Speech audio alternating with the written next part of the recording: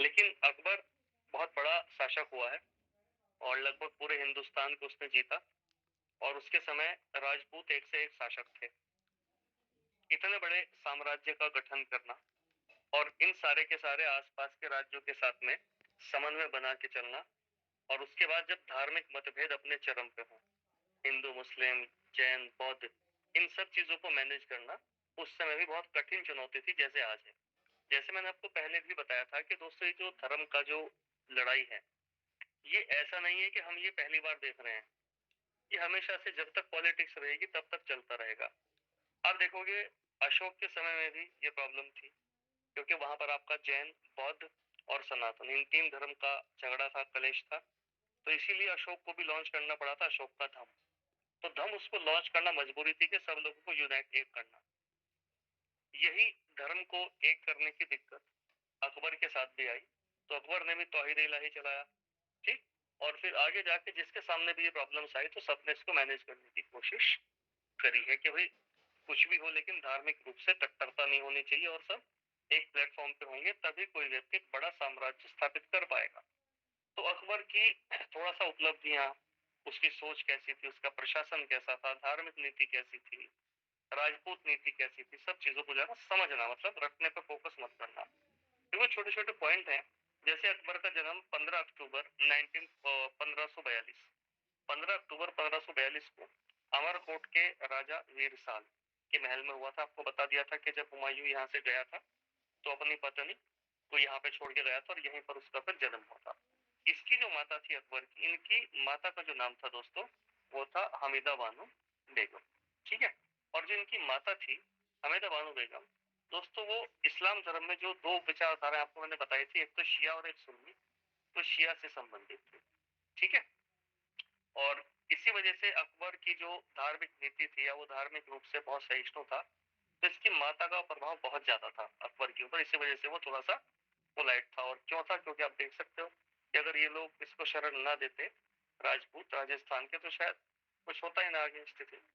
पूरा नाम अकबर का बदरुद्दीन जलालुद्दीन मोहम्मद अकबर, ये अकबर का पूरा नाम था, गद्दी पे बैठा था इस नाम से। अब दोस्तों अकबर का जो कार्यकाल है, इसके कार्यकाल की पहले तो मेन मेन जो घटनाएं हैं वो एक क्रोनोलॉजिकल ऑर्डर में हमारे उंगली पे होनी चाहिए, पूरे के पूरे सीक्वेंस में। जैसे दोस्तों सबसे पहले आप देखोगे कि 14 फरवरी 1556, ये ऐसा नहीं कि इस दिन लड़ा गया, युद्ध तो काफी दिन तक चला था, इस दिन शुरू हुआ था। तो पानीपत का सेकंड युद्ध कलानौर अभियान के दौरान, और इसको सूचना मिलती तो आपको मैंने बताया था इफ यू रिमेम्बर कि 23 जनवरी 1556 को क्या हुआ था, डेट भी लिखाई थी आपको, राज्य हुमायूं की डेथ, ठीक है। और जब हुमायूं की डेथ होती है तो उस समय पानीपत का सेकंड वॉर चल रहा है और अकबर भी पार्टिसिपेट कर रहा है और मेन सेनापति है बैरम खान। तो भाई यहाँ से कलानौर में इंफॉर्मेशन जाने में टाइम तो लगेगा, तो वहां तक सूचना पहुंचती है 14 फरवरी को। और जैसे सूचना पहुंचती है तो बैरम खान एक ईंटों का सिंहासन टाइप बनाता है और वहां पे फिर इसका राय तिलक करके इसको राजा घोषित करता है बादशाह। ये बात है कलानौर की।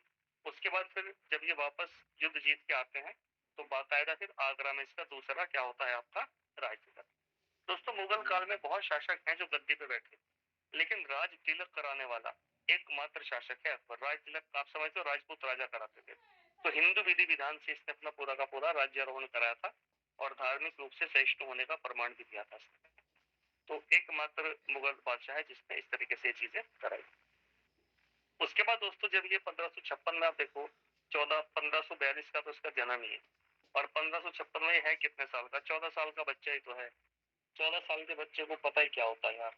तो इसका जो पूरा का पूरा प्रशासन है वो चला रहा है बैरम खान। और बैरम खान कौन है? ये है इसका संरक्षक, ठीक है। तो 1556 से लेके और 1560 तक जो पूरा का पूरा प्रशासन है ये बैरम खान के हाथ में रहता है। मतलब गद्दी पे बैठा है अकबर लेकिन कमान है बैरम खान के हाथ में। इसके बाद दोस्तों 1560 से लेके और 62 तक जो पूरा का पूरा प्रशासन है, इसकी एक और सौतेली माता थी, माता का नाम था माहम अनगा। इसका प्रभाव बहुत ज्यादा था प्रशासन के ऊपर। मतलब ऐसा नहीं कि ये चलाती थी, मतलब प्रशासन पे इसका प्रभाव काफी ज्यादा था, क्योंकि भाई राजा तो बादशाह तो 1556 में अकबर ही बन गया था, लेकिन इसके बादशाह बनते बनते पहले कंट्रोल रहा बैरम खां का, और फिर 2 साल कंट्रोल रहा इसकी माता का। माता का नाम था महामन का। इसी वजह से कुछ इतिहासकारों ने इसको पेटीकोट शासन भी कहा है। ठीक है, ये 1560 से लेकर 62 तक के 1562 में फाइनली बागडोर हाथ में आती है अकबर के, मतलब गद्दी पे बैठ गया था लेकिन पूरी कमान फुल फ्लेज 1562 में इसके हाथ में आती है। और जैसे ही ये कमान लेता है तो देखो क्या क्या सुधार करेगा। तो सबसे पहले दास प्रथा को अंत करता है 1562 में। जस्ट उसके अगले साल 1563 में दोस्तों, जो आपका धार्मिक यात्राओं के ऊपर कर लगता था, कोई तीर्थ यात्रा करना चाहता है तो तीर्थ यात्राओं पे जो टैक्स लगता था वो खत्म कर दिया, चाहे हिंदू हो, चाहे मुस्लिम हो, चाहे जैन हो, चाहे सिख या पारसी, सबके लिए। 1564 में जजिया कर समाप्त करता है। ठीक है, इसके बाद दोस्तों 1570 में एक अभियान चलाता है गुजरात के खिलाफ, और गुजरात को ये 1571 में अपने कब्जे में कर लेता है, जीत लेता है। तो 1570 और 71 का जो अभियान था वो था गुजरात का अभियान। तो ऐसे इतिहासकार बोलते हैं कि गुजरात विजय के उपलक्ष्य में इसने फतेहपुर सीकरी नगर में बुलंद दरवाजा बनवाया था। ठीक है, क्या बनवाया था? बुलंद दरवाजा। ऐसा नहीं है कि फतेहपुर सीकरी नगर पहले नहीं था, पहले छोटा सा एक कस्बा हुआ करता था। ठीक है, उसको वर्तमान एक भव्य रूप देने वाला जो व्यक्ति है वो अकबर है। इसने यहाँ पर बहुत सारी इमारतें बनवाई, पंचमहल बनवाया, जोधा भाई का महल बनवाया, बुलंद दरवाजा बनवाया, जामा मस्जिद बनवाई, तुर्की सुल्ताना की कोठी बनवाई, बीरबल की कोठी बनवाई, बहुत सारे इसने यहाँ पे बड़े बड़े इमारतें बनवाई, और तब जाके फिर ये फतेहपुर सीकरी अपनी लाइमलाइट में आया या फेमस हुआ। तो 1571 में बुलंद दरवाजा बनवाता है, क्यों? कि भाई गुजरात विजय के उपलक्ष्य में। 1575 में दोस्तों अकबर इबादत खाने का निर्माण कराता है। इतना पढ़ के छोड़ देते हैं, लेकिन हमें छोड़ना नहीं इतना पढ़ के।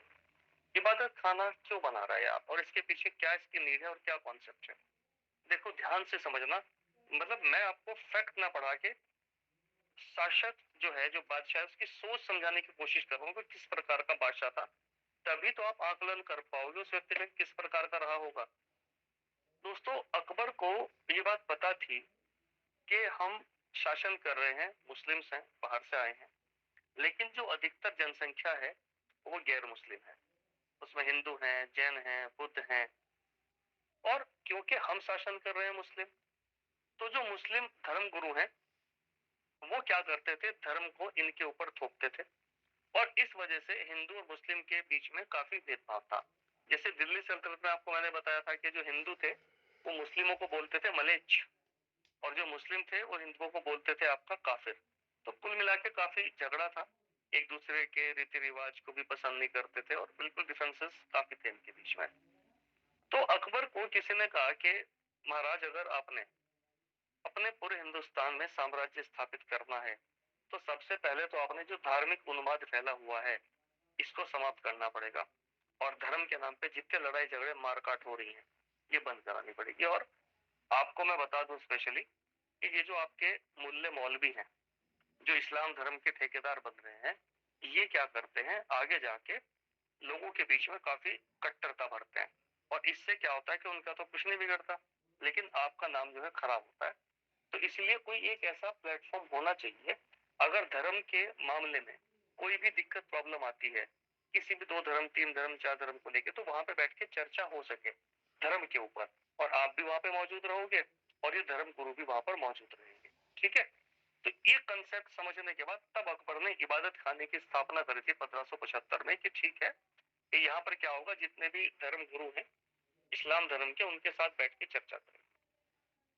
अब जब दोस्तों यहाँ पर चर्चा शुरू हुई 1575 में, पहले यही कहानी पूरी कर दूं, तो जैसे ही सुधार की बातें होती थी कि भाई इस्लाम धर्म में तो सुधार करो, या थोड़ा लिबरल की बात होती, तो ये जितने भी मुल्ला मौलवी थे ये एकदम से उग्र हो जाते थे, बहुत ज्यादा उग्र हो जाते थे। तो तब बीरबल और तानसेन बोलते थे अकबर को कि महाराज देखो, जब ये आपके सामने ही ऐसे लड़ने मरने को तैयार हो रहे हैं, तो ये नीचे जाके जब जनता के साथ बैठते होंगे तो वहां पे क्या हाल मचाते होंगे। अकबर को बात समझ गई, उसने कहा बात तो ठीक है यार, ऐसे तो साम्राज्य आगे बढ़ेगा नहीं और ना लोग मेरे साथ जुड़ेंगे।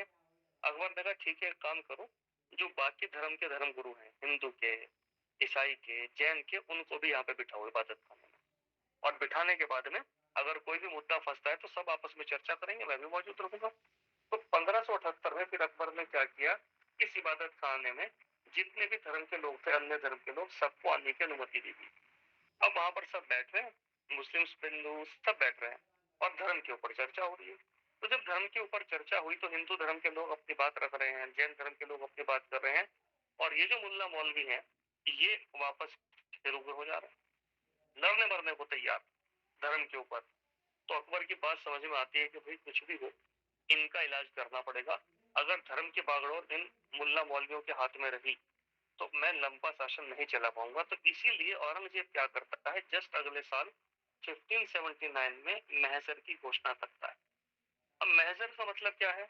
महजर का मतलब ये है कि अगर धर्म के ऊपर कोई भी विवाद होगा, किसी भी बात को लेके मतभेद होगा, तो भाई उसके ऊपर जो अंतिम निर्णय होगा वो इन मुल्ला मौलवियों का नहीं होगा, वो बादशाह का होगा। तो धर्म के मामले में अंतिम निर्णय जो फाइनल डिसीजन होगा वो माना जाएगा जो बादशाह कहेगा, ना कि ये आपके मौलवी। तो ये पूरा का पूरा इंसिडेंट आपने याद रखना है कि 1575 में इबादत खाना, फिर अन्य धर्म के लोगों को परमिशन दे दी, और 1579 में आपका इसने क्या कर दिया, आपकी महजर की घोषणा। तो आई होप समझ आ रहा होगा भैया। 1582 में दोस्त भैया महजर की घोषणा औरंगजेब बोला आपने या अकबर? अकबर अकबर औरंगजेब नहीं, अकबर अकबर को बोल शायद उसमें व्यस्त हो गया होगा।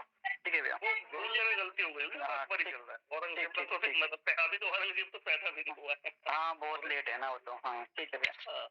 ठीक है। रोहित कुछ कह रहे थे क्या? महजर है मजर है यार, महजर है या देख लेना इसका, नहीं अगर कुछ गड़बड़ होगी तो, है ना? महजर है या मजर देख लेना, वैसे शायद महजर है आई थिंक। हेलो, मजर होता है, मजर है, मजर होता है, नाम भी होता है, काफी लोगों का नाम होता है। सही कर लेना, मजर है ना, कोई दिक्कत वाली बात नहीं। कॉन्सेप्ट तो क्लियर हो गया ना? जी जी, चलो ठीक है, पढ़ो आगे। तो फिर देखो अकबर क्या करता है, अगला काम, फिर दीन ए इलाही या तौहीद ए इलाही की घोषणा करता है। अब क्या है दीन ए तौहीद ए इलाही? वही आपका अशोक वाला काम कर रहा है, धम्म वाला। तो इसमें जितने भी धर्मों की अच्छी अच्छी चीजें हैं सभी धर्मों से उठाता है, और उठा के एक नया जो है आपका पंथ शुरू करता है, दीन ए इलाही, और बोलता है कि ना तो इस्लाम, ना हिंदू, ना जैन, ना बौद्ध, और जितनी भी अच्छी चीजें हैं मैंने सारी यहाँ पर ले आया हूँ, और इसका पालन करना शुरू करें। ऐसा क्यों कर रहा है दोस्तों अकबर? ऐसा नहीं है कि वो खाली जो धार्मिक रूप से कलेश हो रहा है उसको निपटाना चाह रहा है, इसके पीछे अकबर की बहुत बड़ी मंशा है।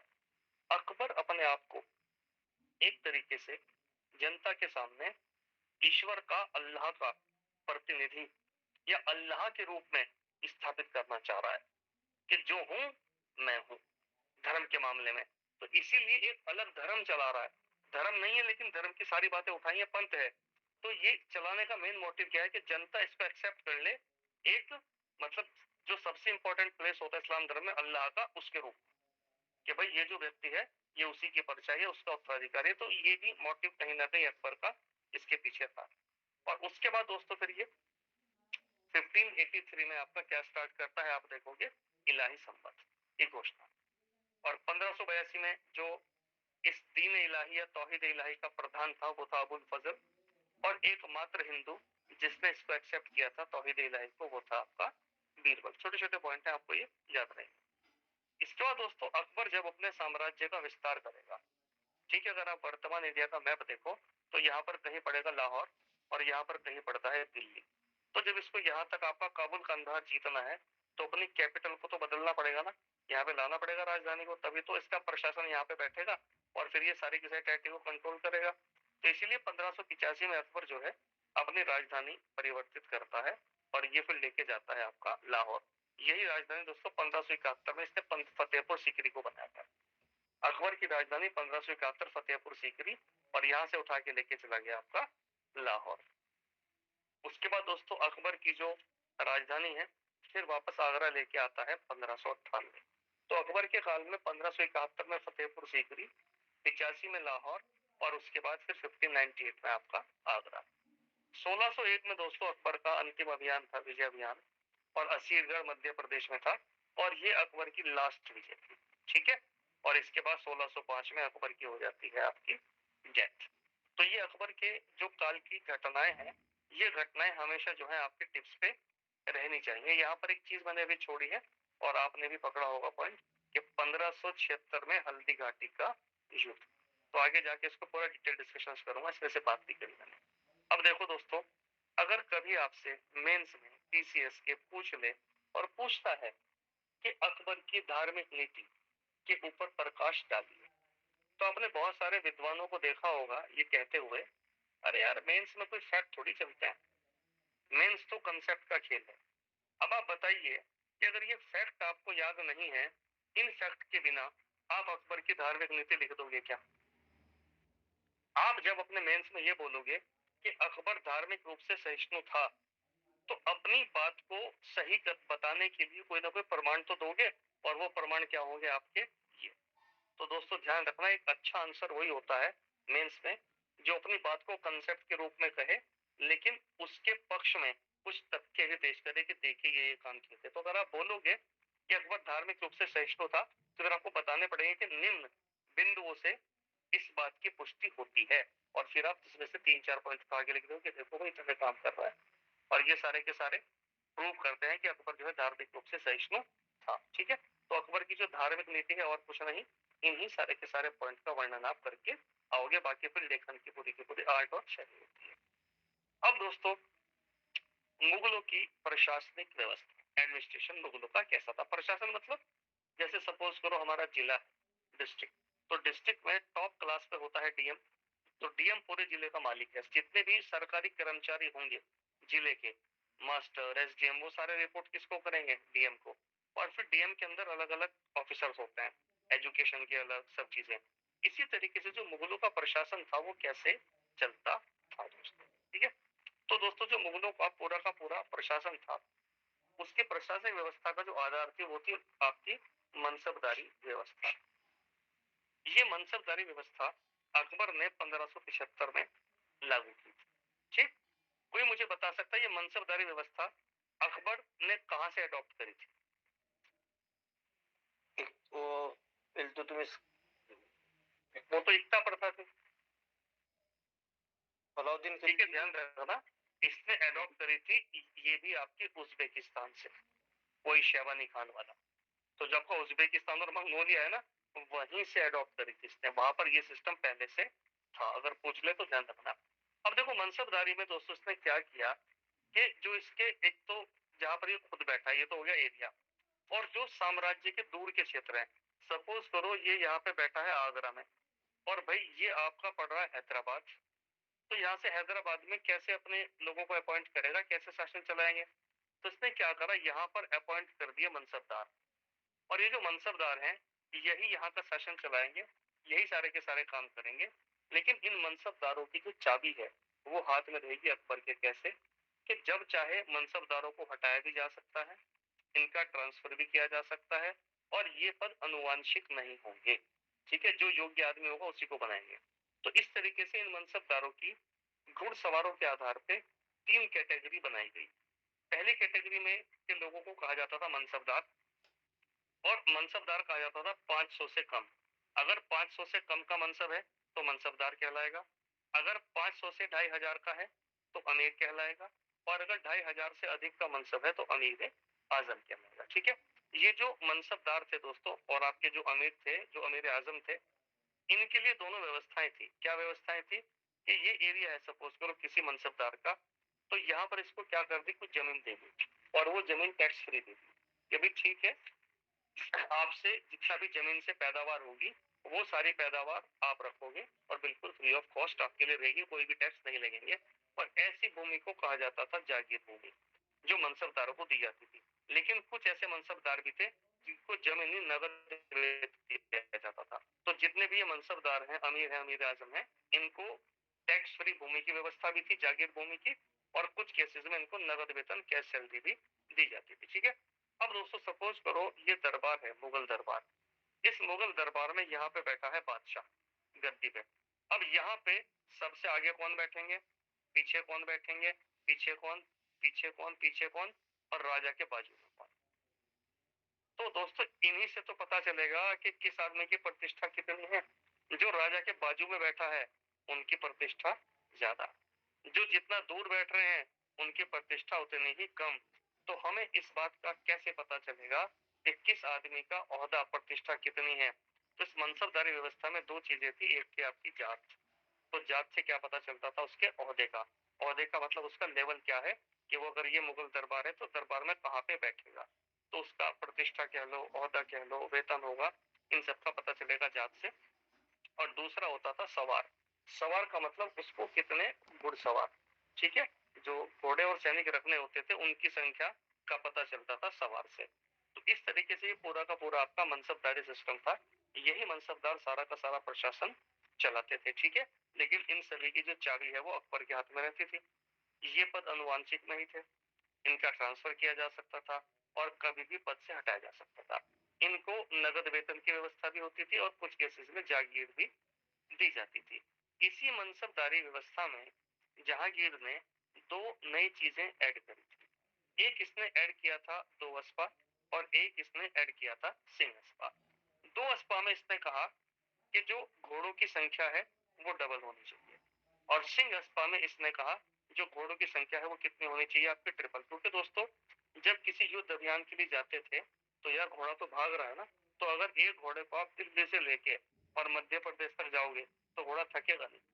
तो इसलिए बीच बीच में घोड़ों को क्या करना पड़ेगा, आपका चेंज करना पड़ेगा। तो इसीलिए इसने इस चीज को चेंज किया जहांगीर ने, और इसमें दो चीजें जोड़ी, दो अस्पा और सिंह अस्पा। अगर दो अस्पा का मतलब कि जितने आपके पास सैनिक हैं, 100 सैनिक हैं, तो घोड़े 200 होने चाहिए।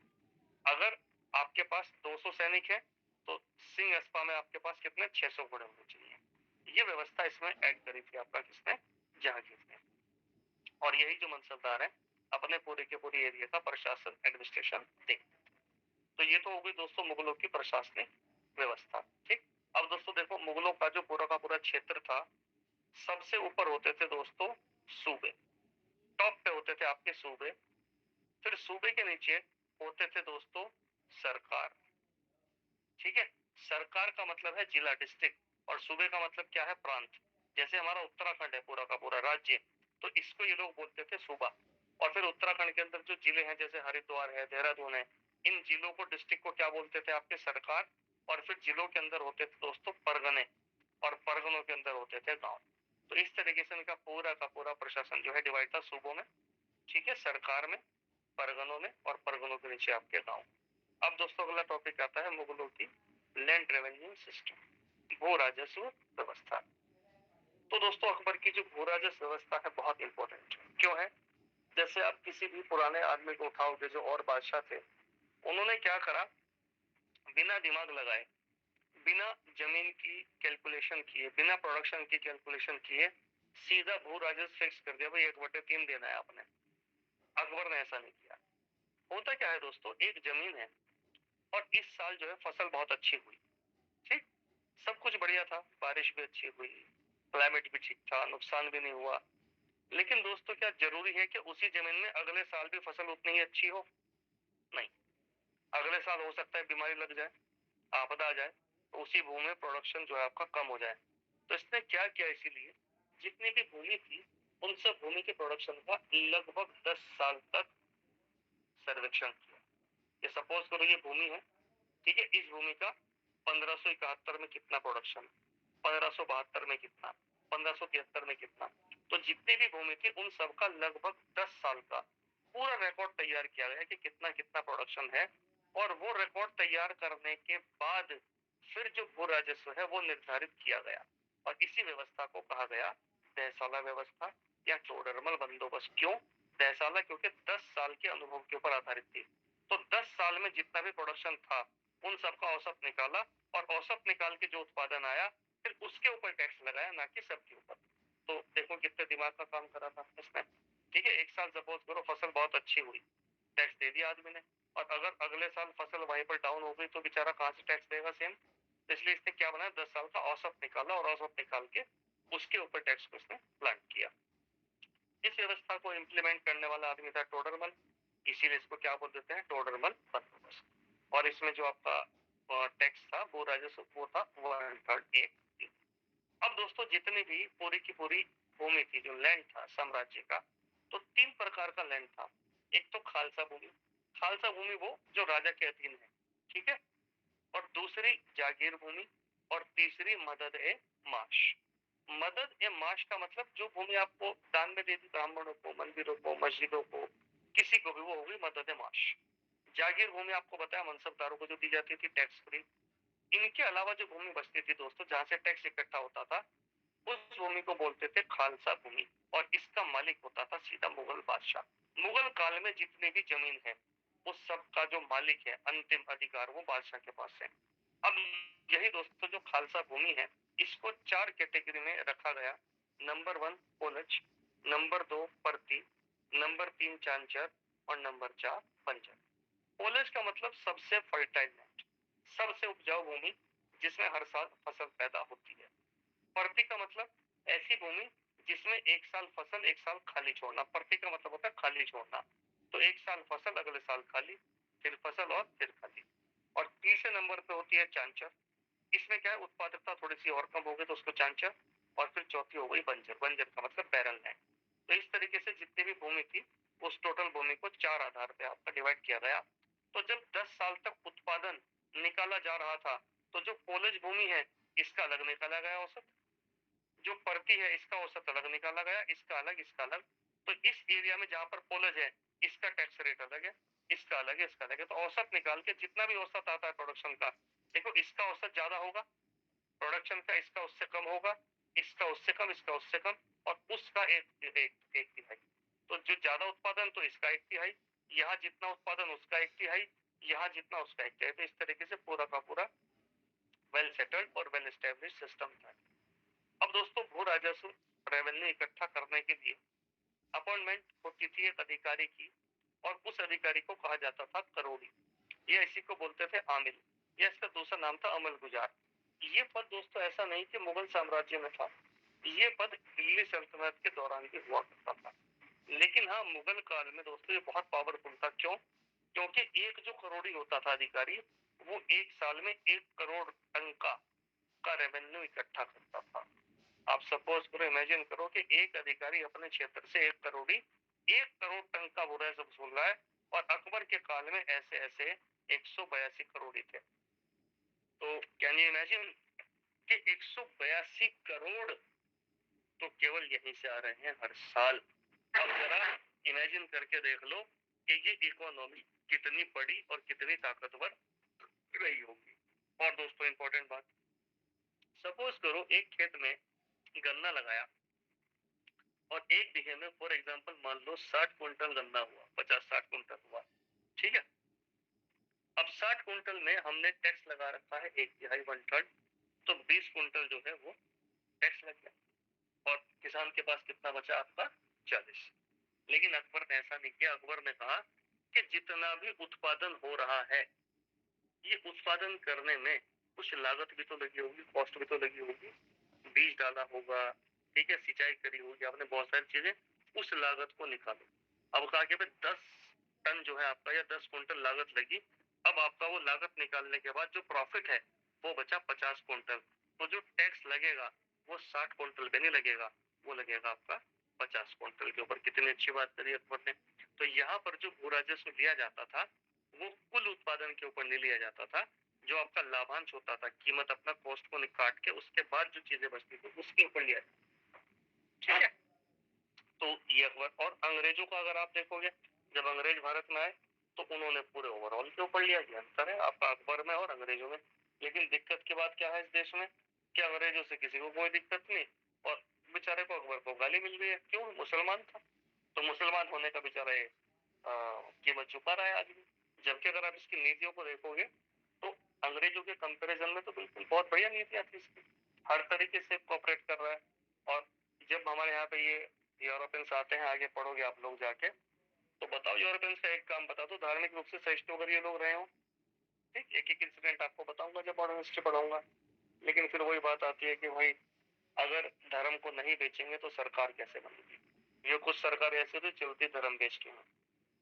चलो खैर आगे बढ़ते हैं।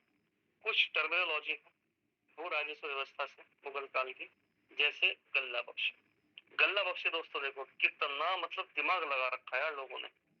ये सपोज करो एक खेत है, और इस खेत में प्रोडक्शन हुआ, उत्पादन, उत्पादन के बाद सब चीजें कॉस्ट वॉस्ट निकाल ली, तो भाई अब ये फसल खड़ी है, तो यहाँ खेत में ही निशान लगा दिया कि इतनी जो फसल है यहाँ तक की ये टैक्स है।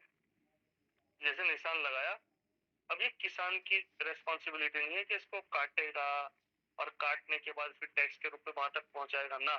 किसान की तो अपनी फसल है, काटेगा, काट के ले जाएगा, ये फसल भाई तेरा टैक्स है, इसे काट ना काट तेरी मर्जी। तो खेत में ही वहीं पर निशान लगा लिया जाता था कि ये आपका टैक्स और ये मेरी, और इस सिस्टम को कहा जाता था गल्ला बख्श। ठीक है। दूसरी होती थी नक्श प्रणाली। नक्श प्रणाली केवल आपका जम्मू कश्मीर गुजरात में लागू थी। इसमें क्या था कि पूरा का पूरा जो गांव है या अगर बहुत बड़ा एरिया है तो सबका अलग अलग टैक्स था, लेके उनका एक कंबाइंड फिक्स टैक्स कर दिया और सब आपस में इकट्ठा करके टैक्स जो है आपका पे कर दो। एक थी कानपूत प्रणाली। ठीक है, इसी का नाम था आपका जो भू राजस्व प्रणाली है, लेकिन दक्षिण भारत में इसी को कहा जाता था कानपूत प्रणाली। तो दक्षिण भारत की जो अकबर की भू राजस्व नीति थी उसको कहा जाता था कानपूत।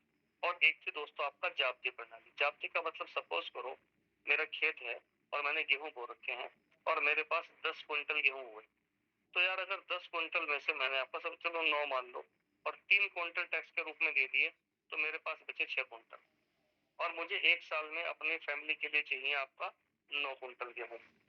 तो अपना गेहूं तो टैक्स के रूप में दे दिया, बाकी 3 क्विंटल मैं खरीदूंगा क्या?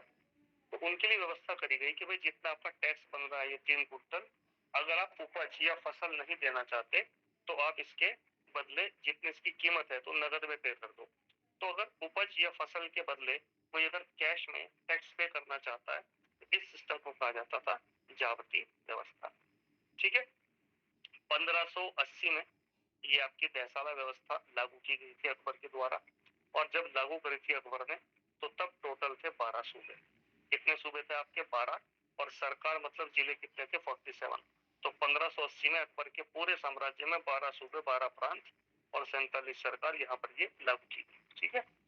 अब दोस्तों अगला आता है आपका राजपूत नीति या राजपूत नीति। आप इसको तो पढ़ ही लेना पॉइंटों को, लेकिन बस एक कहानी की फॉर्म में सुनना और मैं आपको समझा देता हूँ। देखो अकबर का जो पूरा साम्राज्य था आगरा के आसपास, फतेहपुर सीकरी के आसपास चारों तरफ घिरा हुआ था आपके राजपूत राजाओं से। ठीक। अगर राजपूत राजाओं के साथ ये लड़ेगा और इसके संबंध अच्छे नहीं होंगे तो ये शासन कर नहीं पाएगा। दूसरी इंपॉर्टेंट बात कि जो इनकी सेना हुआ करती थी मुगलों की, तो वहां पर जो सैनिक थे एक तरीके से भाड़े के सैनिक थे। ठीक है, किराए के, सैलरी दे दी, लड़ रहे हैं। अब यार कोई आदमी सैलरी के लिए क्यों मरेगा अगर युद्ध अभियान में जाएगा?